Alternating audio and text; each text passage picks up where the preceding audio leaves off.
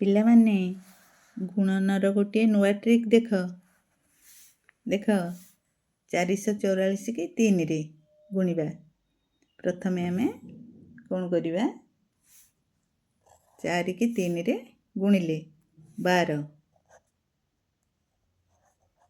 ତାପରେ ଏଇ ଅଙ୍କ ଦୁଇଟିକି ମିଶାଇ ଦେଇକି ଦ୍ୱିଥର ଲେଖିବା 1 2 3 1 2 3। ତାପରେ 555କୁ 3ରେ, ସେମିତି 5 3 15।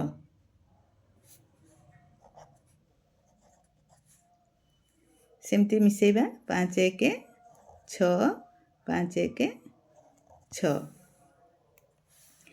ସେମିତି 666 କି 3ରେ, 6 3 18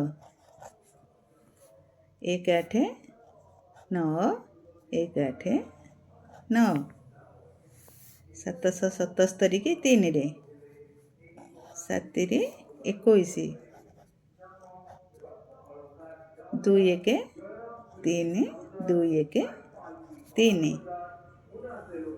ତମେ ପାରମ୍ପରିକ ପଦ୍ଧତିରେ ଗୁଣନ କର ଆଉ ଏଇ ଗୁଣନକୁ ମିଳାଅ, ଠିକ୍ ଅଛି କି ନାହିଁ, ତାପରେ କମେଣ୍ଟରେ କହିବ।